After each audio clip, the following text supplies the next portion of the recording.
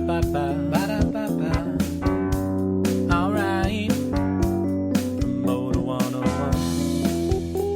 Promoter 101. Promoter 101. Promoter 101. Promoter 101. Promoter 101. Promoter 101. Promoter 101. Promoter 101. Promoter 101. Hello, it's Kevin Lyman from the Vans Warped Tour, and you're on Promoter 101. I'm Dan Steinberg. This is episode 19 of Promoter 101. How you feeling, Luke? I'm pretty good, Dan. We're recording this on a Friday evening. It's the beginning of a 3-day weekend. I spent most of my day celebrating the beginning of a 3-day weekend on a boat with a drink in my hand. I played a little golf, and I caught a nice little buzz before we record this podcast. So I'm excited to get into it. But Dan, you've had quite the week yourself. You're on the injured reserve for a moment here. What's the latest report from the team physician? We're all good, man. I'm walking around with a air cast, and I got a cane popping. But a couple weeks, I'll be back as good as new. But for the moment, we're faking it on a high level. Cane popping. Do we need to get you some cool street nickname now? Like Big Daddy Steiny or something like that now? I like the Slick Jew. Feeling very Slick Rick-esque, you know? We're going to see Dan Steinberg walking around the halls of South by Southwest in some sort of pimp suit with a cane. And the pimp suit itself is just ornamental just for the fact that the cane is functional. And I'm going to get the eye patch, too. Like, officially licensed from Slick Rick. The Slick Jew. We're going to own that on Twitter very shortly. Hey, it's Elliot Lefko, promoter from Golden Voice in Los Angeles, and I'll be talking to Dan, Promoter 101 from Canadian Music Week on April 19th. So sharpen your skates and smell the ice. Why don't we kick it off for the news of the week? I have no objections, sir. So last week we didn't talk about the Grammys on this past podcast because we recorded that pre the podcast happening. So now that we're up to speed, it's Grammys. We know who won. Adele seemed to clean up. Chance the Rapper brought it home. Sturgill Simpson, my boy, won the country album. Stoked for him. Congrats to all the performers. What do you think, Luke? You know, I dug a lot of it. Of course, Adele's going to clean up, and I'm not going to be one of these, naysayers necessarily along the hardliners like Left Sits and everybody, but I have to say that I do agree with Left Sits that it seems like the Grammys on the performance side of things might be a little bit out of touch. I mean, who really cares about last year a Brady Clark and a Dwight Yoakam duet this year, Kelsey Ballerini and Lucas Graham? Like, it doesn't seem great to me that they continue to go down these paths with the performances. I mean, when did it become so much about performance and less about music? I mean, Beyonce's performance probably is going to last longer than her literal labor. I couldn't believe that was going on. And, I'm very, very lukewarm about this year's performances. Some people wowed me, of course. Adele stopping and starting on a correction like that is one of the best live performances I've seen in television history. That chops that it takes to have the balls to step out and say, all right, let's run that back is incredible to me. So blown away by a lot, but still a lot left to be desired for me. Dan, you enjoyed a particular performance this week? Look, Adele is great, and you got to give it up for her. She did 2 songs, and I thought that was a little much between her opening and then doing the tribute. And by the way, had Stevie Nicks done that tribute and started and stopped and then started again, we would be hanging her ass for that. Adele is so loved on a different fucking level that we're all like, oh my God, she has so much balls to stop and pay respects like that. And I'm not going to hate on her for it. I just think if anyone else in the whole fucking industry had done it, we'd be like, hang the fucker. But because we're Adele, like, what a class act. How real is she? Just wanted to point that out. Also, why did she get to do 2 songs, the tribute and her own, when 21 Pilots who were nominated didn't get to perform? And I think that is a travesty that we didn't get to see them do a song. Talk about one of the biggest bands, if not the biggest band performing on the planet right now. Like they really are, and they don't get a moment on there. Well, I mean, they had a great moment. What a way to accept an award. I mean, trow down, do it like you're fucking watching it back when you guys are hanging at the fucking house. I love that. Yeah, an incredible story for those guys. Really glad to see them up on stage accepting those awards in such a fashion the way they did. But you're right, Adele gets 2 tracks up there. And by the way, all the talking heads this week talking about how the George Michael tribute was originally supposed to be this all-star cast of things, and Adele kind of boxed a few people out to perform on that and kind of crowded that space. So 2 years in a row for some slip-ups for Adele, like, love her to death. Obviously one of the most talented people on this planet in the sphere of music. But at the same time, you know, does it leave you begging a few questions about that? This is a second major live TV performance. You got to remember last year at the Grammys, she had a bit of a slip up and had a hilarious tweet after the fact that she was eating her feelings. Like, I mean, I don't know. 2 years in a row, does it leave you scratching your head a little bit, Dan? No, I mean, she's box office superpower. The industry needs more of her. The fact that she can roll through like 8 Staples and 6 Madison Square Gardens and still could have done another 10 in both, it sounded like. And everybody was calling for tickets. Anyone that knew anyone in the industry was getting the phone calls. Like, it's not my fucking show, leave me alone. But the power that she has in the box office is that of a Rolling Stones. And that's what the industry needs. There's not enough Pearl Jams and U2s to go around. And the fact that she's there is great. Because I got to tell you, as strong as Beyonce is, her shit was a little fucking weird. And Katy Perry had to one-up her because I didn't know what the fuck she was doing. That was some weird shit, man. I fucking love the Katy Perry thing. The fence thing and the wall thing, like, definitely flew over my head at first. Like, I was scratching my head as to why Katy Perry is peeking over a fence to start with, and then obviously Ziggy Marley rolling out and that Constitution thing. Like, that song's a little weird for me, but I gotta appreciate Katie's performance on that. I think that's definitely going to get some mixed reviews out there, but I loved it. Dug it a ton. The production was cool, and it was out on that Tim Burton weird on a whole nother level, but I like her singing about California and with Snoop Dogg and hanging out. I know she's an artist and she's got to go to the next level, and she is a beautiful girl with a beautiful voice, but she lost me on this one. Can we talk about James Corden for a second? This is the first year in, 5 years that LL Cool J had not hosted the Grammys. Corden opening up the set with some slapstick comedy, falling down the stairs, running into a Hamilton, Lin-Manuel Miranda-esque rap before the top of a set. What do you think of James Corden and his chops? This is 2 big hosting gigs, the Tonys and the Grammys for him this year. I mean, he's not Neil Patrick Harris, and he's not Jay-Z, and he's not even an LL Cool J. You know, he's an evening talk show host, and he's funny, but he's mediocre at best. He did an okay job.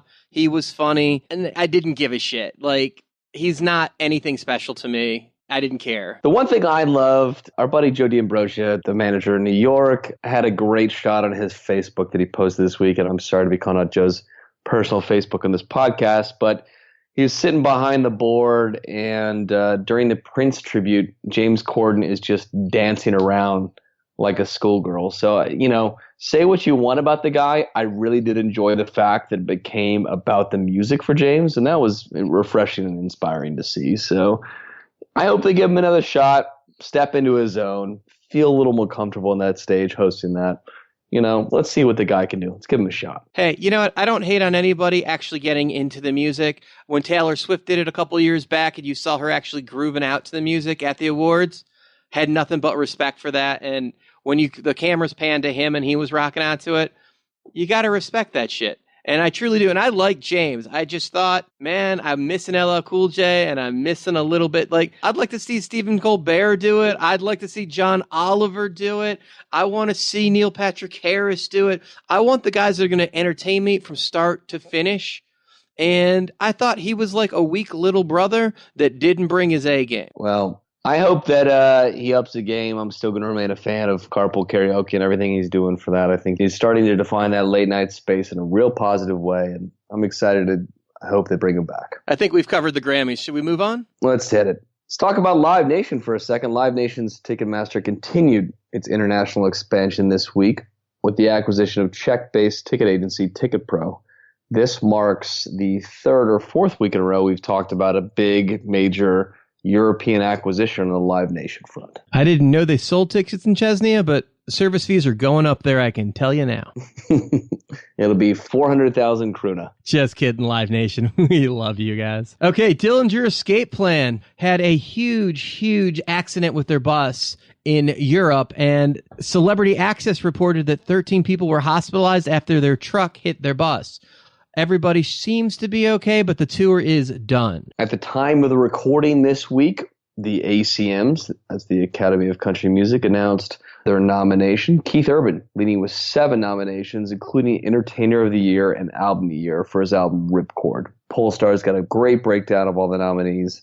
Head over there and check it out. In tour news, Nick Cave just announced he's going to head to the UK. Lady Gaga announced a massive world tour. And her Grammy conglomerators, Metallica, also taking to the stadiums this summer. And flying in this morning, a special announcement about more tour dates from Chris Stapleton. Special guest out there on the road, including Maren Morris, Anderson East, Brent Cobb. Very, very excited about this shows this summer. Live Nation rolling out with a big announcement this Friday morning. Also, Sturgill Simpson just announced a run of dates that went on sale Thursday morning that all seem to be selling out in rapid pace. And John Mellencamp's back on the road, too, with a whole string of summer dates. Very good stuff. What else is going on out there, Luke? Some sad news this week. Jazz legend Al Jarreau passing away at the age of 76. I had the chance to spend some time with Al at our Napa Valley Jazz Getaway event. Al is just an incredible man, an incredible musician. A big hole in that space left with his passing. Rest in peace, Al. Our best to your family. In a funnier note, Polestar reported this week that Rick Derringer was charged with having a loaded gun on a Delta flight. Well, this is not really all that newsworthy. It did remind us that Rick Derringer is apparently still alive, unlike his career that I believe died somewhere in the 80s after he stopped working with Cyndi Lauper, but proving he can get arrested. Backing up for a second, some news from the Grammys. Tom Petty and the Heartbreakers reuniting for a performance at the Friday evening Music Cares performance. That auction generated more than $8.5 million, which is the highest grossing evening in the tribute's 27-year history. This, according to the Associated Press. Shout out to Bill Silva for his work with Music Cares. It's really seeming to pay off. Well done. This is Andrea Johnson from ICM Partners, and you're listening to Promoter 101. Why don't we chat about some Promoter 101 tweets from the past week? This is the part of the podcast where we break down the ramblings and musings of Dan Steinberg and find out the full stories behind the tweets. If you're not following Dan on Twitter, check him out at The Jew on Twitter. When you send the wrong venue box office manager at completely the wrong venue details for a VIP meet and greet, freaking them out because they don't know anything about what the show is going on sale tomorrow. Oh, this one's simple, Luke. I fucked up. I just sent the wrong email to the wrong venue, just totally spacing where the show was playing. I'm a total asshat on this one. What are you going to do, Dan? I mean, when you do that much volume, these things are going to happen, right? Like there's a million things flying across your desk. There's a million things flying across these box offices' desks. That stuff's bound to happen. Why are you beating yourself up about that? Oh, no, it's not so much that I fucked up, which I do from time to time. It's that I call everybody else out on their bullshit, so I thought it was only fair that I call myself out on my bullshit. And that's fair enough. I'm sure the listeners appreciate that. Sometimes you just have to shout, save the bullshit, and cut to the chase. This kills me. Bad salesmanship and misdirection. Just answer the question and show me the fucking deal already. When you're working with a company that has so many point people, and each person you talk to gives you a different set of details that all conflict with the other person. First of all, props to the agent that saw this post and immediately emailed me owning the fact that she had a Promoter 101 called out on her. Mad respect for that. But every company needs to have a point person that is the single voice in order to cut down on misinformation and conflict. Otherwise, it will drive everyone you deal with fucking bonkers. When someone announces, they're about to make an announcement. Yeah, I get running a teaser, but cut this shit out on your personal Facebook feeds. I mean, we're all in the business, and we all know what shows are rolling out next week. So save the announcement that there's about to be an announcement, and just wait till you can announce the fucking show. When you get pitched a night of symphonic hip-hop featuring Nelly, and you can't stop laughing. This is great. I got this email, and it was just this too funny not to post. Even better, the agent for this tour called a couple hours later and said there were a bunch of people that went right past the email, but then saw all the people respond to the Facebook post and actually came back and called him, and he thinks he's going to sell a couple dates because of my post. So there's some irony for you. Promoter 101 backfiring, and I'm making Nelly money. Can I talk about the night of symphonic hip-hop with Nelly? Because, by the way, I bought a ticket to see this show. I literally paid my own money to go see a night of symphonic hip-hop with Nelly at the Schermerhorn in Nashville. It was fucking incredible. Really enjoyed it. It was awesome. I encourage people to go see the show, and promoters that are out there that, like Nelly or like A Night of Hip Hop, go buy that show. It's great. He's awesome. So even if you wanted to buy it, you're going to have a hard time finding a market that's free and clear, because Nelly is supporting Florida Georgia Line on the mega ticket package this summer that I believe Brian O'Connell will be talking about in our upcoming interview today. Dan, that is a fantastic transition. I am super excited about this week's feature interview. Hello, everybody. This is Jeffrey Fox. I'm the president of Fox & Company, a marketing consulting firm in Chester, Connecticut, and I'm going to be on Promoter 101. Here's an interview with the Live Nation King of Country and fellow Chicago Cubs fan, Mr. Brian O'Connell. Dan and I sat down with BOC during Polestar Live in Los Angeles. Promoter 101, we are at Polestar Live, and we're joined by the king of country promoters of all time. Brian O'Connell's in the suite today. Court jester. BOC, what's going on? Welcome. Thank you. I'd say it's good to be in L.A. Everybody knows that I'm more of a rural person, but no, it's good to be here. It's good to see a bunch of people that I don't get to see all the time in an unnatural environment. Now, we were just talking as we were getting started about your process, that you live on the road and you like to travel the same way the act does. Yeah, in country, that means on a bus. I don't want anybody to misconstrue that we're, private jets and, checking into the Four Seasons. We are parking lot lizards. We see a lot more asphalt and concrete and cinder block walls than anybody ever should. I've seen Nashville on TV. They have private jets. Yeah, Is that not real? No, that's not how it works. If anybody ever spends any amount of time in Nashville, the fun thing about it is that if you go to the local Kroger on any given Wednesday night, you can see anybody you want jumping on their bus and taking off. So you were talking about your process, and you work from the bus, and you're doing a lot of shows. Yeah, we do 600 plus shows a year, just as, in country, my little world. But the process is one that hasn't really changed. Now, we were talking earlier,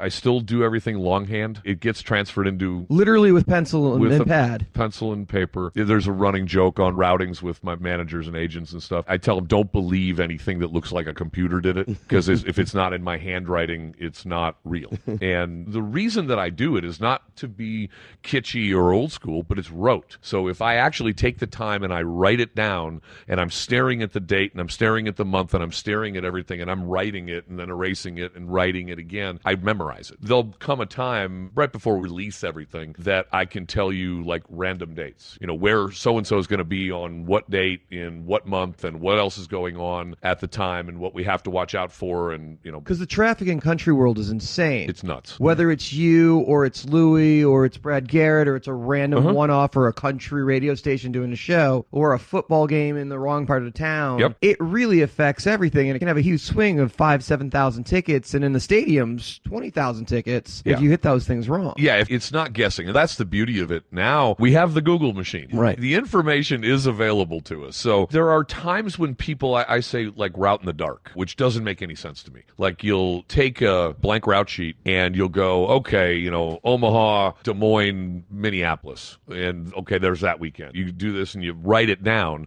without doing any of the research, and it becomes kind of like the skeletal frame of what a tour looks like. But by the time we get done with that, and that's few and far between that happens, but by the time we get done with it, we've torn it completely apart. And, Omaha is no longer in February, it's in November, because of the traffic and because of the Little League World Series in Omaha or whatever. We try to make sure that we are the most knowledgeable people on behalf of the artists for that market. And when we are going up against something, we tell people, hey, FYI. With that in mind, do you and Louis Messina, you guys both, it gives you guys an advantage to share information because you both have your acts. Absolutely. And you don't want to have Eric and Luke in the same town on the same night. Correct. We do share. One of the nice things about Nashville, it's really not an old wives' tale. This goes back to the very beginnings of what I call the modern country business, which would be starting in about 1990. It really kind of flipped because prior to that, most country acts were promoted in-house. Randy Travis had Jeff Davis, Reba McEntire had Trey Turner, Alabama had the Fowlers. Everything was in-house. And then it kind of gradually came out of, after the class of 89, it morphed into a more what everyone would know as a traditional promoter, territorial, and then national level. So the point of that is that as that evolved, we all kind of got together and said, hey, for the good of everybody, we're not going to keep state secrets. if we're going to go play Boston on whatever date, the race is to get to the date and be relatively confident that's your date. And if somebody else, another artist, is planning on going, we plant the flag and then you route around it. So that makes it a giant Tetris puzzle. It's like you're constantly trying to pick weekends up. The other difference in country versus a traditional rock tour, which they still do this, which I guess I understand to a certain degree, we don't know what Mondays and Tuesdays are. Mondays and Tuesdays, you're at home because we'll occasionally work a Wednesday, but it's Thursday, Friday, Saturday during the NFL season, and it's Friday, Saturday, Sunday when the NFL is off because we try not to compete, and it's not 100%. And just business is just so much better. It's worth waiting for those other markets that you would have played on a Tuesday or Wednesday. Well, yeah, we look at it more along the lines of identification with who's coming. Our shows are quote-unquote country working class, young for the most part, don't want to be hung over on a Wednesday. They'll go Thursday night, they'll go hard, and they can kind of limp through Friday and get through the weekend. But it's a party, it's an atmosphere, it's a lifestyle, if you will.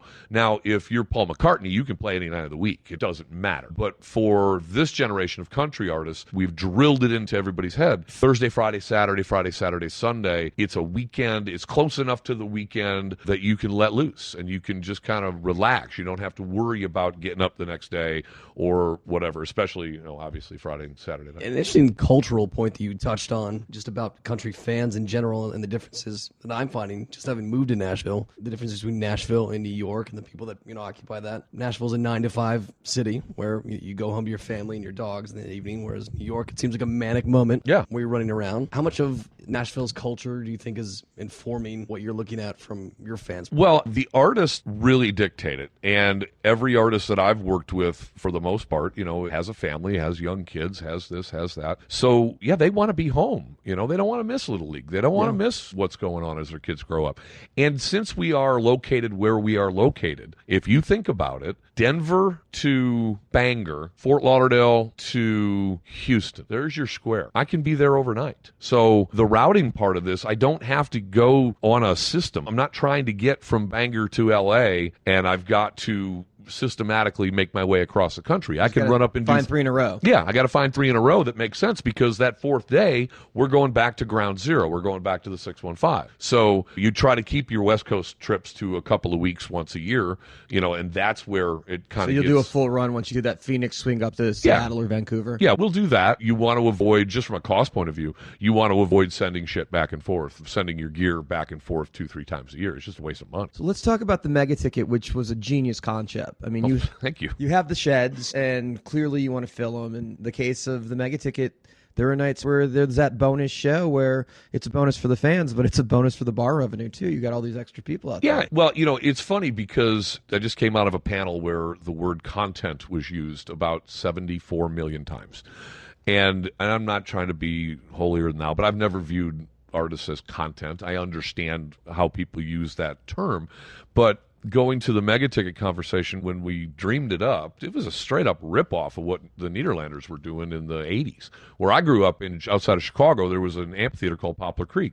And I couldn't wait until early February for the announcement of Poplar Creek's summer lineup, because it was gray and there was 2 feet of snow on the ground in Chicago, and they'd put this out and all of a sudden it felt like summer, and they had packages, and it was like Jimmy Buffett, Chicago and the Doobie Brothers, Bob Seger and the Moody Blues, and the next package was Barry Manilow and the Bette Midler, and there was like 4 shows all bundled together that you could buy, and not almost every like Spotify saying, if you like this, you probably like this. Right, and what they would do, I'm assuming, is that they would see what they had booked for the year and take a great show and then take a show that probably wasn't necessarily going to do 20,000, but it was going to do well enough that they wanted to buy it, and bundle them together. And that's what they did. So flash forward to, I believe it was, 16 years ago, or well, it's probably 1996 or so, or 7, something like that, in D.C. And I was working for Cellar Door, and I found myself with 4 or 5 shows. I can't remember what the total was. And it didn't really matter. It just, I had booked these shows. And we literally wrote our own code. We literally set up our own website. And we said, we're going to put these shows together, and you get the same seat if you want to sit close, and if you want to sit on the hill. Season ticket. We bundle it up, and we didn't have the technology. There was no LiveNation.com at the time. Ticketmaster was still franchised, especially in that part of the country. I think it was the last Ticketmaster franchise, if I remember correctly. And we sold mega tickets kind of out of the trunk of the car. And I still remember it. And people were going, what in the world are you doing? And I said, it's working. And then it kind of it systematically grew. The second market was probably Virginia Beach, and then into the Carolinas. And then now we're up to, last year we had 34 markets that had a mega ticket. So who's on the mega ticket this year that's starting? This year? I know it changes a little bit market for market. Yeah, it varies. But there's some staples, right? Yeah, the core this year is Luke, Jason, Florida Georgia Line, Dierks Bentley, Lady Antebellum is probably the core. You're not struggling for talent these days, my friend. But the other thing about country that I would like people to realize is that I named those names off. And those are household names, if you will. But the support acts on those tours are just as important. For instance, you go just in the 2 slots. You go Lady Antebellum with Kelsey Ballerini, Dierks Bentley with Cole Swindell, Luke Bryan with Brett Eldridge, Jason Aldean with Chris Young. It's not just the one. You're building a show. You're building out a show. And if you look at everybody who is headlining now, they were the first of 3 at one point. Right. And then they moved up to second. And then they... Dierks would go out with Kenny, and he moved up. Yeah. Right.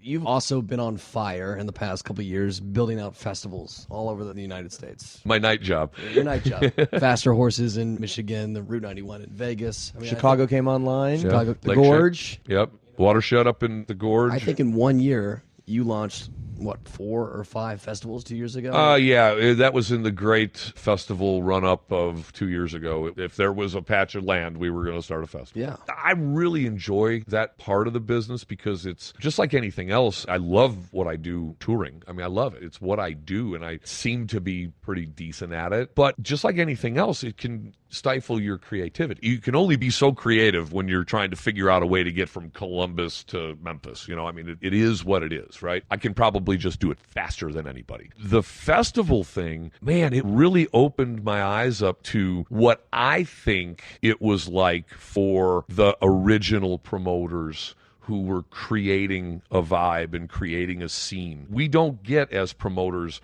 a lot of latitude. You've got this marketing person and you've got that ticketing person, and you're kind of like given a set of instructions. It's a little bit different for me because we're all teammates and we develop it together. However, it still is what it is. In festival land, one of the things that really got me going was the level of detail, if you choose to do, is available to you to curate. The color schemes. Why is the logo that color? Tell me what's drawing it. What was the inspiration for it? I'll tell you a couple quick things about them. Like at Watershed, which was the first one, being the genius that I am, clearly not. And modest.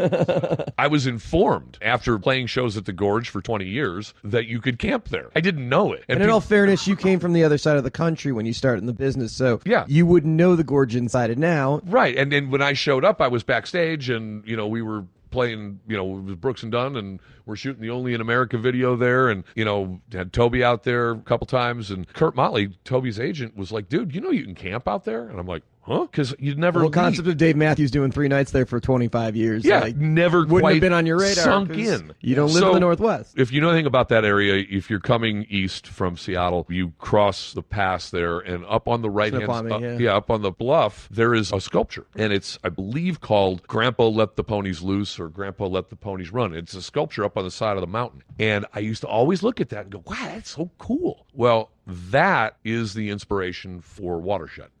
That actual sculpture, you can walk up to it. It's like walking up to the Hollywood sign. But that thing, when we were designing Watershed, I was like, I want to take that vibe and turn Watershed into that. And I actually, somebody gave me an original print that the artist had hand-drawn, which was so cool. But the horse theme now has spread throughout every single one of the festivals. So It's like a long-winded way of saying that the creativity level in a festival is extremely interesting to me. Let's go back and talk about the history, which we skipped over a little bit. You were at Cellar Door, right? That's where you got your beginning? Yeah, that was my first job. It was 1993. I was banging around the business in sponsorship, hanging banners for 7 Seas salad dressing with Paul Abdul and Tone soap with the Beach Boys. I think that's where I met most everybody. I was fortunate that it was kind of like a paid internship. So I was working for a sponsorship fulfillment company out of Chicago, And I got to know all of the regional promoters and all the regional building managers because it was my job to litter their facility with this Tone soap banner and drive them crazy. Send me my 30 comps in advance so I can send them out. And I did the meet and greets for the artists. So I got recommended to Jack Boyle by Wilson Howard in the Carolinas. Essentially the Bill Graham of that corridor of the country. And I went down to Fort Lauderdale where I had never been in my life. I was 27 years old and we had a 2-month-old baby. And I am a true Chicagoan in every way, shape, and form. I bleed Cubby blue.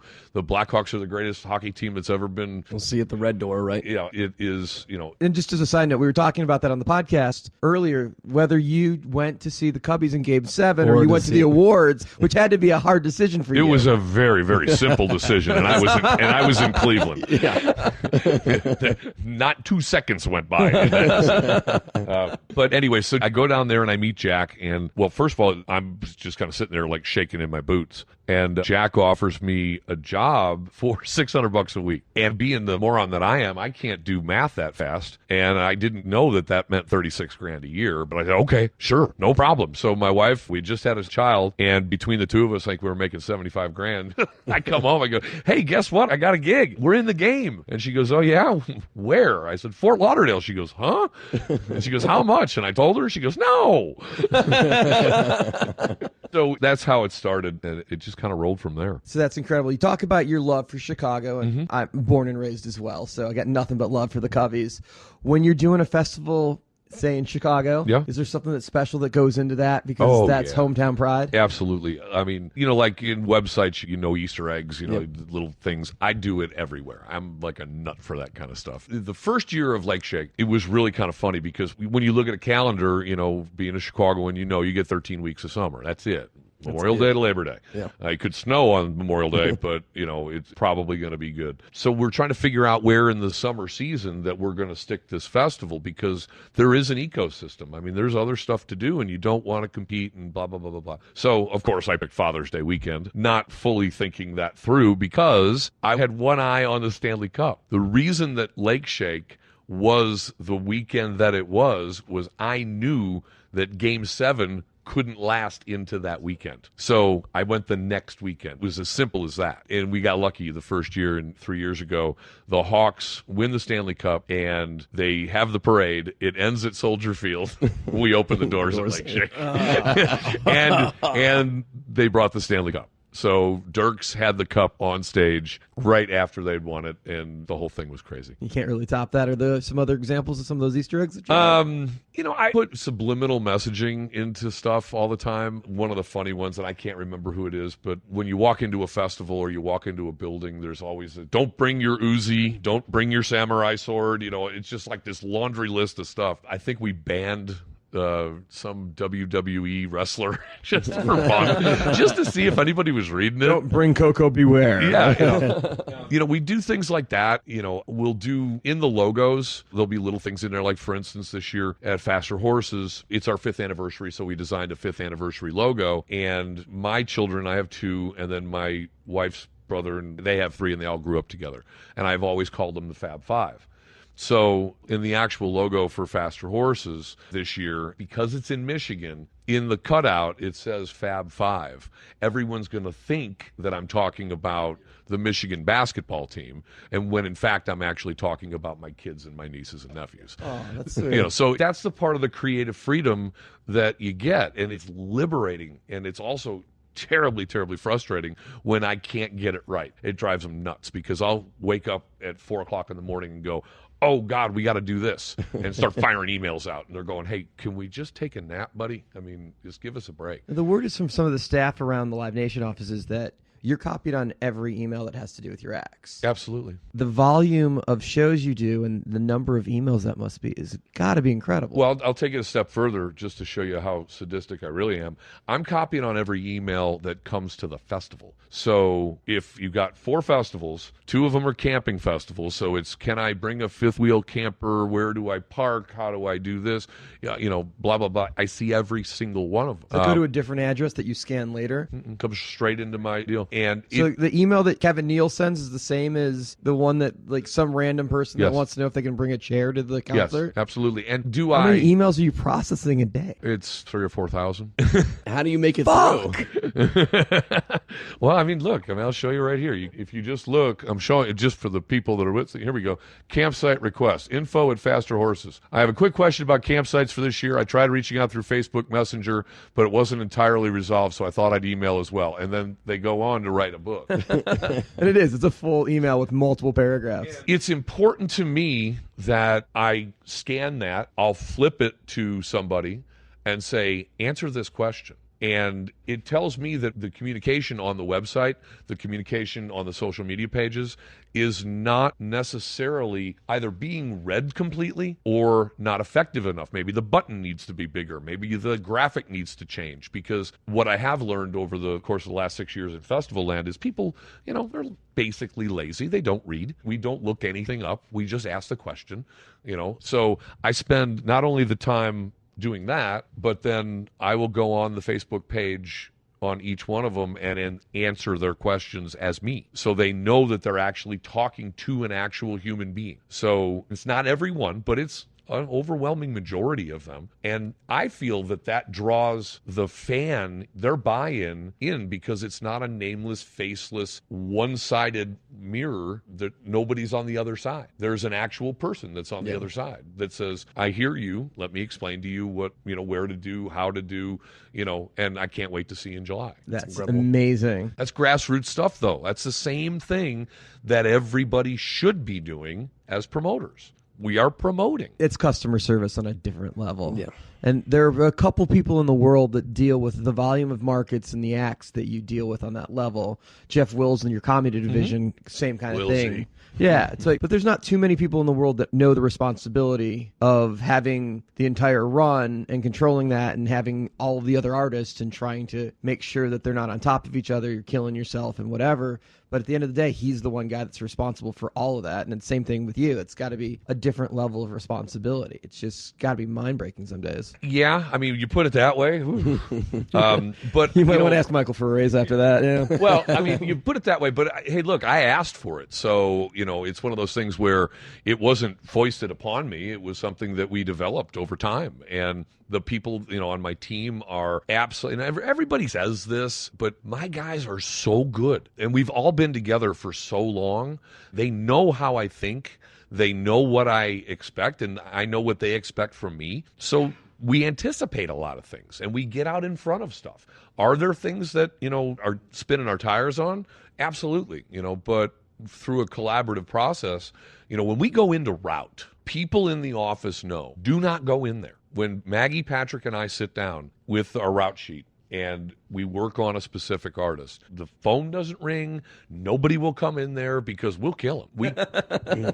We'll absolutely bite their heads off because it is impossible to think about routing a tour the correct way and not taking shortcuts. Because remember, go back to what we talked about at the beginning. All the traffic. I ride the bus. I know that it may only be 450 miles between Philadelphia and Pittsburgh, but I also know that there's mountains in between. Right. And you don't sleep well. And the trucks can't travel as quickly. While you're particularly at winter. Yeah, you got to take all of that into effect. So while it's easy to say, oh, that qualifies, Pittsburgh qualifies, well, you got to take it all into effect and go, yeah, we can physically get there, but how complicated is the rig? What does the load out look like? What's our out going to be like? What's our in going to be like? So if you're routing into Cleveland, you always have to say to yourself, and we did this a couple of times, and it was awful. Awful. It's one of those times where you start in the middle of the day calling for food trucks and champagne and stuff like that for the crew because we just came from Charlotte. It works. Yeah. The mileage doesn't make sense when you think about it, but the mileage works. But you're loading into Blossom, and it's the Mouse House. It's got one door. Yeah, so everyone bottlenecks, right? 2 trucks. Yeah. And it's a difficult building to play. It's a fabulous building to play, but it's not the easiest. So you want the short jump going into Cleveland. Yep. And if you just can pay attention to that kind of stuff, 90% of the time, there's going to be 10% of the jumps that suck. Yeah. And if you can look the rigger in the eye, and if you can look the production manager in the eye, and you can look everybody in, they pops the doors at 7:30, 8 o'clock, and say, hey, 90% of the time, we're not like this. Yeah. We're here with you. That's why I travel. So when we have a shitty jump, I'm standing there in the parking lot with them, and they can get mad, but I'm right here. Get mad at me. You're I'm the one there who did too. it. You're there. Yeah. You're not. I didn't sleep either. Yeah, you're not sitting in Hawaii somewhere. And I think it'd be impossible to do the volume of the business at the level that you do without that experiential knowledge of each of these rooms and those runs. I mean, you'd be sifting through a whole mess of problems after the fact. So there's no way you could do your job without that. It takes a lot of the stress off. It does. At least I hope it does. Let's talk about Florida Georgia Line changing the model of the industry, because they're a country act, but they're a pop act too, and that changes the world a little bit. And country has certainly accepted that, and acts are moving in that direction. Is that a different marketing process? Are you sticking with just country, or are you marketing the shows differently now? You don't necessarily market them differently. You can maybe just market them a little more broadly. Because Nelly's on that tour now, right? Nelly will start in the summer. So you want to hit his audience too, right? Yeah, but you have to separate out, marketing. So are you just buying 3 spots a day, Tuesday, Wednesday, Thursday, Friday on the country radio station? Not in 2017. No. There's a whole social campaign. It's completely different. So you're very broad to start with. The Florida Georgia Line fan may just as well be a Nelly fan, may just as well be a, whoever fan, right? So when we post or we push out any type of internet-based marketing, you don't really know who it's going to. It's going to everybody. So it's not necessarily a different style. It's just a wider blast, if you will. Well, I got to imagine with the size company Live Nation is, you guys are probably getting pretty good with the data of who you're hitting, and particularly with Ticketmaster being a pretty close partner, being that they're technically the same company. Yeah, I think that our digital marketing effort is second to none. Do I fully understand it? Hell no. I mean, does anyone? Seriously, does anyone? When you get into a conversation with a marketer, right, with a high-level Snapchat person, once the word algorithm comes out, 90% of us tap out. We're like, okay. During the Little Live podcast this morning, Scott Perry was talking about that stuff in a pretty fast pace, and I could see the whole room was like, what the fuck are you talking about? A lot of people glazed over at that point. Yeah, I mean, it's like going in there and having a conversation with the brain surgeon. The brain surgeon's telling you how he does it, and you're going, okay, who am I to argue with you? Yeah. I'm good at math. I can figure out 90% of something, but with all of the technology that we have, and I don't even think that we've scraped the surface. I mean, I don't even think we're close. I think that over the course of just the last little bit, I think you've seen the demise of televised news. I think that's gone. I mean, newspapers are basically gone in our careers. Remember buying and promoting shows and having newspaper ads? Having to make a print deadline. Yeah, having to make a print deadline. I'm going, it's almost as if, and I fully believe this, that we're not going to necessarily rely on any one entity, being it radio or being it television or being it Twitter or Facebook, or it's going to be kind of like this whole giant soup of information that goes out. Because the tricky thing, there's a lot of data. Amazon has a lot of data. Everybody's got a lot of data. But as a consumer, you have to allow that data to reach you. So if you bought a ticket to see Dave Matthews Band and you bought it through whatever service, doesn't matter, you will be prompted, do you want to hear from us again? Yes or no? You have to opt in. And you have to opt in. If you opt out, which lots and lots, I don't know what the percentage, but most people go, fuck off. I don't want to hear from you again. I bought my Dave Matthews ticket and, whatever. Once you opt out, you're out. You can't get back in. You have to go through the process again. So it's not like you just keep piling these names, these random names up. They have to want to participate in the process. So you can send an e-blast out to, I don't know, pick a number. We had a click rate of, I'll just tell you, on Lake Shake, we had a 30% click rate. Which is massive. Massive. It was jaw-dropping. Especially in this day and age where 2% is a good number on some of those things. And our click rate for the alumni was 30%. So that's about building a brand. Dave Matthews, I'm sure their click rates are through the roof. Fish, through the roof, okay?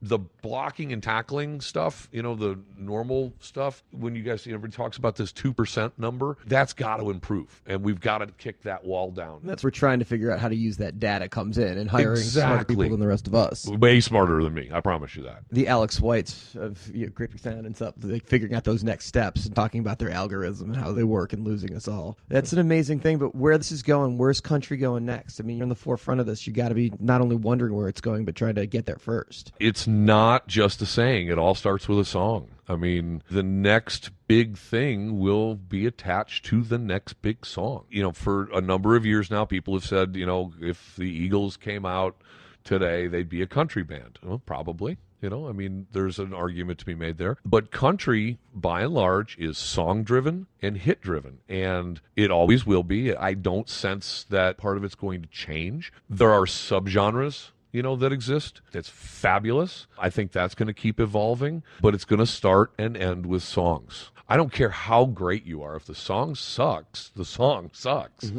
And people aren't just going to turn up because they like your hat. It doesn't work that way. So where is it going? I think that it's going in a very positive direction. I think that it's becoming more broad. If you think about it, the early 90s, if you didn't have a hat on, you didn't exist. Ask Blake. Ask anybody that came around, in the Mark Chestnut, Tracy Byrd, Tracy Lawrence era, 92, 3, 4 in there. And you've seen this cycle happen from time to time in country where you go from one extreme and then it kind of pendulum swings back to a different area. Now, I don't see it going in extreme ways. I see it pushing boundaries further and further, but there's always going to be the next line of whether you want to call it traditional country or whatever you want to call it, that will be right behind that guard. So it's like healthier, if you will. Native Chicagoan, but you've been in Nashville for how long now? Late 90s. I can't remember when I moved there. That town in the last 6-7 years has just absolutely exploded. Unrecognizable. What's it like having been there for that time and seeing this business grow up, that town grow up, all the changes that happen? The one thing that I promised myself I was never going to turn into was that old guy that said, this is bad, and who are all these people? I wish the good old days and all that kind of stuff. I love it. I really do. I think it's exciting. It's an exciting place to be in. You'll hear anybody that works, because I don't really associate with many people that aren't in the business, but anybody that lives in Nashville right now, the first thing that they're going to bitch about is traffic, because we literally had none. Zero. Z-E-R-O. And now a 20-minute commute can take you as long as 40 minutes. And people are losing their minds. And I'm going, come on, guys. But try the Dan Ryan, guys. Yeah, just look out the window here. The thing that excites me is that there is so much new blood that have chosen to live there. It's a great place to live. It's a wonderful place to raise kids. It's a beautiful part of the world. If you got allergies, careful. But the downtown is vibrant. The only thing is, for people that live there right now, that have been around as long as I have or longer, they're kind of waiting for that other shoe to drop, because Nashville's been on such a roll. It's like everything has worked. Nothing is really fallen on its face. Yeah. And something eventually will fail. Something probably already has. We just don't know it. Yeah, because you fail quietly and successes are loud. Let's figure out where the real roots are, though. At the end of the day, are you still Chicagoan or Nashville? Is it hot chicken or is it Italian beef? Italian beef. Ales or Portillo's? Portillo's. I've got a place up in Chicago by Wrigley, and there's an Al's. I just think it's Portillo's. I grew up on it. Awesome. David, which way would you go with that? Portillo's. All right. I can't wait for one to open in Nashville. Oh, yeah, it's going to be incredible. It's coming. Thank you so much for taking time and talking to us today. Promoter 101 at Polestar Live with Brian O'Connell. Thanks, guys. Dan, seriously, what an amazing interview. I know that you take customer service and fan loyalty seriously, but come on, would you be getting emails to your account if you had 10 tours over 100 cities and 5 festivals under your purview? How incredible is that Brian O'Connell does that? I'm a fan of Brian O'Connell's, and anything that he's willing to do, I'm going to try and match, because I want to grow up to be a big time promoter like Mr. Brian O'Connell. And I mean that without talking shit or joking in any way, shape, or form. That guy is amazing. And I love how confidently he answered the question of whether or not he was at the CMAs or Game 7 of the World Series this year with the Indians and the Cubs with without hesitation, you know that he's in Cleveland watching that game as a Cubs fan. That was just fucking amazing. Yeah, that was kind of funny that we were talking about that writing the podcast weeks ago. Where will he go? We got the answer, and then we brought it up to him. That weird full circle of like, we got our answer, and then we talked about it with him. That was so fucking cool. Hi, it's Rick Greenstein. I'm with the Gersh Agency, going to be on Promoter 101. Our second interview today features the agent behind the Snoop Dogg, Bone Thugs and Harmony, Puff Puff Pass Tour 2, and brother to drum legend from Guns N' Roses. I'm talking about Jamie Adler himself. Promoter 101, we are at Polestar Live. I've got Jamie Adler joining me in the suite. What up, Steiny? So, congratulations on the success of the Puff Puff Pass Tour. Oh, thank you, man. It's PPPT Part 2. Snoop Dogg, Bone Thugs and Harmony, DJ Quick, who never showed up to the tour. Did you give reductions for that? No. I knew how to maneuver. Snoop was the headliner. He was just a support artist, so I said no reductions. Snoop's here, that's all that matters. So kind of like a Wu-Tang thing. Yeah, basically. Some of them were here, shut the fuck up. Yeah, it was more like, only 3 Bone members here? Yep, but we're still making the same amount of money. Okay, and you are the agent for many of the acts in not only the hip-hop world, but you also represent a couple actors. I represent Dennis Quaid and the Sharks for the last 15 years. How the fuck did that happen? They were playing at the China Club on Sunset, and I just happened to walk into the club the same night that they were playing their first show ever, and I watched the whole set, and I asked the promoter, I said, who's the manager of this group? And she said, it's that guy, the lead guitar player. And his name's Jamie James. Well, my name's Jamie. So after the show, I went up to the manager in the kitchen backstage on Sunset Boulevard right after their first show ever. And I went up to him, I said, hey, your name's Jamie? I said, I'm Jamie. Nice to meet you. I said, why did you not play Great Balls of Fire? And he looked at me and his eyes dropped. So it was after the movie came out. This is in 2001. So Great Balls of Fire came out in the 80s. But I asked him the most obvious question. Why did you guys not play Great Balls of Fire? And he looked at me, he says, oh my God, you're such a genius. Why didn't I think about that? And literally, because we had the same names, and I told them that obvious idea, which they started playing from that point on, and that's how he closed out every show. Ever since then, I've been a Dennis Quaid and the Sharks agent. It's been over 15, 16 years now. And you've been on like TMZ and like photos with him and shit. Yeah, I've been on TMZ. Listen, I grew up in the music industry. I'm not some kid that went to high school and then was an intern at some agency. I mean, I am rock and roll royalty. This is my life. This is all I know. This is all I do, showbiz. All right, so you do have some under family that's in the industry. Your cousin books the joint in Vegas, Max. My nephew Max, yes. Max Adler. Adler. And then your brother played for a band. My brother, Steven Adler. My older brother, Guns N' Roses. Guns N' Roses. Oh, right, Guns N' Roses, right. I've heard of them. Biggest rock record of all time, Appetite for Destruction. And he's back and, he's gone through rehab, and he's super clean now, healthy and out there again, playing with Guns N' Roses on some of the special days. Yeah, I mean, he did 5 shows this year. He hasn't touched the stage with them since 1990. So it's been 26 years since he last touched the stage with Guns N' Roses. He played 5 shows this past year. The guy's completely turned his life around ever since he did Celebrity Rehab 6, 7, 8 years ago. He hasn't been on. You cut those deals? Of course. So you're involved with all that stuff. You book your brother too, right? I mean, I've cut all his Celebrity Rehab deals. I didn't do any of the Guns N' Roses deals. He did all that on himself. But, before the Guns N' Roses, I've been working with my brother. But his band, his own personal band. His own personal band, Adler and Adler's Appetite. Yeah, I was involved in all that. I put his bands together. I was like the liaison between my brother and everybody else. Because my brother doesn't really have that many relationships with people outside of his own circle. So he's like, hey, I want a guitar player. I want a drummer. I want a guitar player or singer. Who do you think? So he'd always come to me and ask me my opinions, questions. And I would introduce him to people. You guys should do after shows in every market Guns N' Roses is playing. Every single market, well, you should headline it. Yeah, but then it just makes my brother look desperate, and he doesn't want to do that. He's not desperate. What my brother wants to do is he wants to play all of Appetite at every Guns N' Roses show. All 12 songs, and then bring out... I think the fans would love that. Yeah, and then bring out Frank. Him and Frank are buddies. The Guns N' Roses drummer right now, Frank Ferrer, I hung out with him backstage at Dodger Stadium.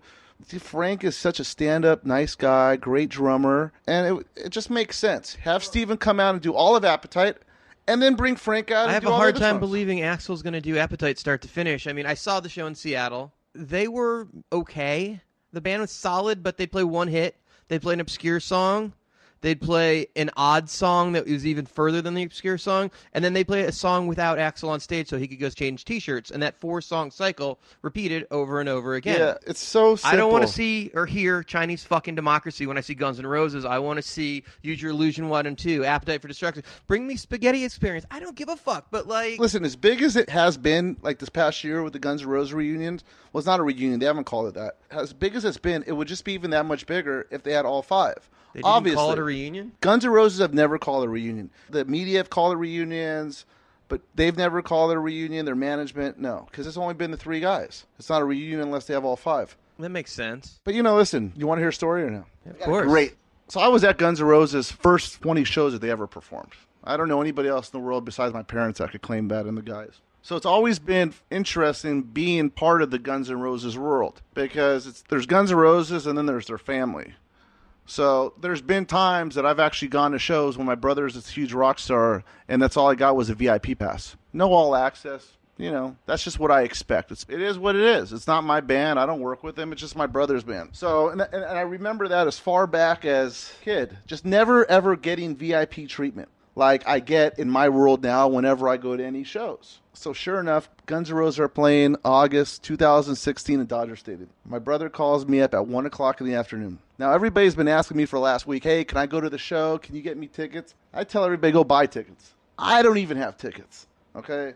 And people are like, yeah, sure, whatever. So the day of the show, I get a call. I'm in my office. My office is in Universal City, very close to Dodger Stadium. You were there, My brother calls me up. He says, hey, come to Dodger Stadium right now. We just finished sound check, and I want you to come hang out. And I think to myself, oh, God, I'm so happy. I finally get the phone call. So I drive to Dodger Stadium. All the gates are locked. I have no way to get in there. I have no passes. But because of this is what I do for a living, I know how to finagle my way in. So I go through this one gate. I tell security. I make up some stories. I go right through. So you were basically being an agent. Right. I'm completely hustling, finagling my way into this Dodger Stadium now. So I park my car, and where I parked my car, there's this gate. By now, it's like 1:45, 2 o'clock. There's this gate, and it's barely open. I'm like, there's my way in. So I sneak into this one gate, which is by the backstage area, and I start walking down, and there's a security guard, and he stops me because right there, that's where all the trailers are. This is the next step. As the security stops me, my brother walks right out of one of the trailers. I'm like, Steven. He's like, Jamie, come on over here. Tell security I'm his brother. My brother has the all access. He could escort me. I swear to God, everybody, I never got a ticket or a pass. I snuck and hustled my way all day and night. That was my first time seeing him play with Guns N' Roses. And I stood right in the pit, front row. And then they wouldn't let me backstage again after he performed. And then I had to call someone to escort me back. But, it was so cool because it was real. It was authentic. I wouldn't have this story if I would have been handed an all-access laminate. But no, it shouldn't have been that easy for me. Of course not. Why would it be? Every other show I always get all access. But for my brother's show, I'm not going to get a ticket or a pass. But I still made it there. I still got to see my brother perform with Guns N' Roses. And if I never see him perform again with Guns N' Roses, it's okay. Because I saw it that one time. And I have a kick-ass story to tell about it. Kind of like your own high school reunion within itself for the band. Yeah, exactly. My own high school reunion where they shit on me when I was a kid, and they'll continue to shit on me as an adult. That's all. I'm the baby brother, any way you look at it. Guns N' Roses does not respect Jamie Adler and look at me, hey, this guy's a big-time urban agent, okay? No.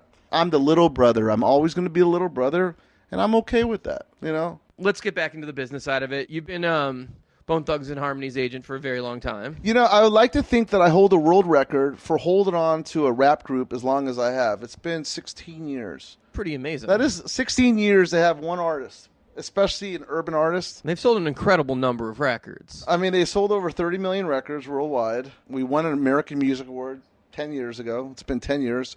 We're actually dropping a new album with Busy and Crazy Bone in March. And we're putting it out on E1. And if they do the job that they should do, we could have a major record on our hands because we got some great features, but it's real music. It's not rap. It's more like R&B and like good feeling music, positive music, what we need nowadays. Well, they've got a way of jumping from the clubs to the arenas night after night, depending on the package and the show, where they can handle that show at all different levels. But there seems to be no ego about that. It's like a night is a night, get on the stage and do our jobs. Well, listen, I think I've been very smart and creative of how I've kept Bone Thugs touring year after year, that we're able to go headline the Forum. We're headlining the Forum on April 22nd.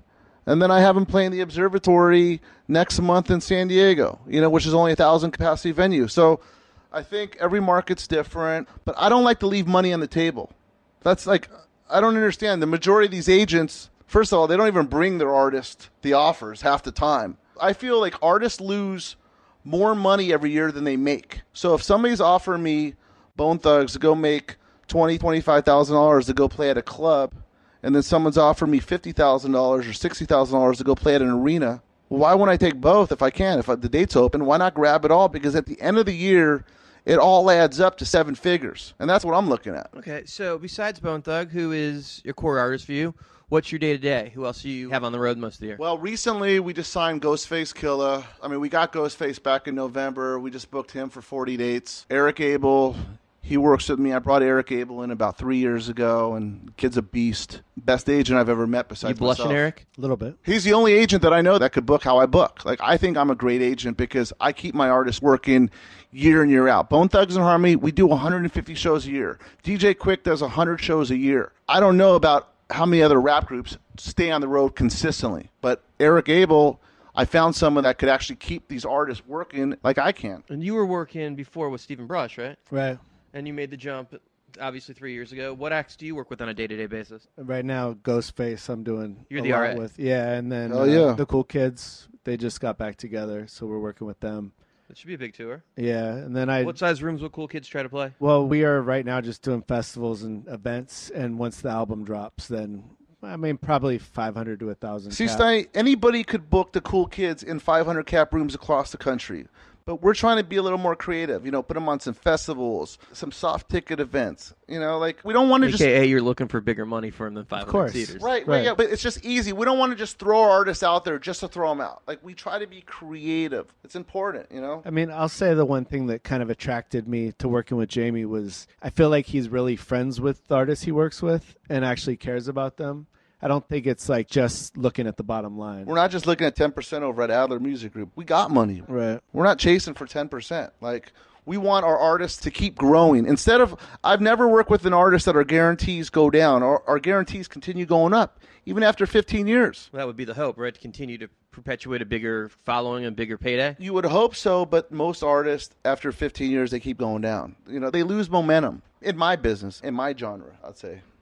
Especially without it putting out any new music, any hits for the last 10 years, and there's so many new relevant artists. And to still be able to stay relevant with these new kids, that's up to the team that's behind the artist to maintain that for them. What's coming up in the next year that people should be watching for? Are there any new acts that you guys think might be on the verge of popping that the listeners might want to check out? We got Haji. We're talking about Haji right now, right? He's about to blow. He's one of Odd Future's artists. Who else we got going right now? This kid Dash. We've been talking about quite a few, but it's hard to take on someone from day one, It's like you put in so much blood, sweat, and tears with them, and you're taking a huge risk. Because what happened with me and YG, for instance. Right. I built YG up. I was his original agent. I had him up until My Hitta came out about 2 years ago. It was his #1 record on Def Jam. 6 months before that, he wanted to leave me for those 3 big initials. ICM. I went over to Mitch. He went over to Mitch. And, man, I was booking YG 100 shows a year without any hit records. He leaves me, goes ICM, and now he's just doing 1 tour a year. He finally left ICM, and now he's over at William Morris. But, he's maybe done, since he's left me, maybe he's done 100 shows total in the past 2 years. Considering, in the past 3 years, considering we were doing 100 shows without any hits or anything. Jamie, is that just part of the business, losing acts? Is that just something you accept as an agent? Well, it's definitely. Any way you look at it, I am a small fish in a big pond. Okay, and I love being independent. I choose to be independent. I'm going to stay independent. Okay, so when you're independent, you're open to get poached at all times. And unfortunately, a lot of these artists, they look at those 3 initials, they look at those big offices, and they look at being promised that they're going to be on in the movies and television and all that stuff. First of all, that 99% that never ends up happening. They never bring you to their film department, and the film department never does anything for you. And then you're just another number at these big companies. And it doesn't hurt me. At the end, it hurts the artist. Well, some of those guys at those big companies have heart and soul. Like, Of course, some though, of those of guys. course. Some of those guys are pretty decent. Listen, I was obviously, going to say, at least like none of them are listening, right? No. listen, I truly believe some of those guys are some of my best friends. course. Some of them Right, are right. really good. Some It's of- like saying all of the Live Nation or all the AG guys are bad buyers. It's can't. just not fucking you true. can't. No, I never said all, but a lot of them. Okay, But a I lot mean, of for any agents they don't give listening, a I shit. truly do believe that we're much better. No. No, listen, and a lot of agents, they don't give a shit because they're working for a paycheck. See, I don't work for a paycheck. You understand? I own my own business. I get the 10%. Eric Abel, he gets his 10%. But a lot of these agents, they're making $60,000, $75,000 a year, and they're booking artists for $10 million. So they're not really going as hard because they're not really seeing any of that. Well, with that in mind, if anybody wants to get a hold of you, what's the best way? Adler Entertainment at gmail.com. Excellent. Promoter 101 here with Jamie Adler at Polestar. Thanks for taking the time. Thanks, bro. What a fantastic interview, Dan. Love the rapport that you and Jamie have. So glad to have him on the podcast for the first time. The guy has an amazing amount of energy, and holy shit, does he have some stories. My name's Tom Windish, and I'm on Promoter 101. And that's it for episode 19 of Promoter 101. Please join us next week for the Warped Tour's Kevin Lyman and best-selling author of How to Become a Rainmaker, Jeffrey J. Fox, and the director of theatrical productions at the Fox Cities Performing Arts Center, Mr. Gerald P. Henley. If you missed us last week at Polestar, make sure you catch us live on the Promoter 101 World Tour. March 8th and 9th, come to ILMC at the Royal Garden Hotel in the heart of London, England. On March 8th, Steiny's going to be moderating the YouTubers Money and Millennials panel featuring Free Focus and Kilimanjaro Live's Mark Walker, WME's Alex Bluey, and Mainland Music's Mark Lambelet, as well as YouTube star Rose and Rosie. March 9th, we'll be in the High Grove Suite at ILMCM recording live interviews for the podcast with guests Sire Artist Management, Adam Parsons, and from Wizard Promotions, Julia Franks, and many more. We start at noon and we'll be rolling to 2 o'clock. Drop by and sit in on some of the interviews. It should be a good time. On March 16th, Dan's going to be down at South by Southwest, the head of music at APA, Mr. Steve Martin. We'll be at the convention center. That should be a good time. Steve's got some great stories. April 19th, Canadian Music Week 2017. We've got Golden Voice's Elliot Lefko and UTA's Jack Ross. And we'll introduce our favorite Canadian game, Dead, Donut, or Canadian. Keep on the lookout for some great guests coming up on the show, including Paradigm's Tom Winnish, Ticketfly's Andrew Dreskin, ICM Partners, Andrea Johnson, and the reigning king of comedy, the agent from Gersh, Rick Greenstein. If you have thoughts about the podcast or want us to interview someone special, drop us a note. We want to hear from you. Send us an email at steiny@promoter101.net. And you can follow me on Twitter at WLuke Pierce and Dan at The Jew.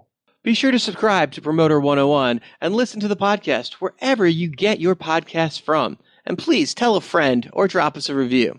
We want to know what you think. If you have any questions, you can always go back and listen to some of the past podcasts at promoter101.net. Some of our past guests include Shep Gordon, Tom Ross, Straight No Chaser, Stuart Ross, Nick Adler, Mark Geiger, Wayne Forte, and Jay Maciano. I'm Luke Pierce, and for Steiny, have an incredible week. Cheers. Hello, Gerald B. Henley here, doing Promoter 101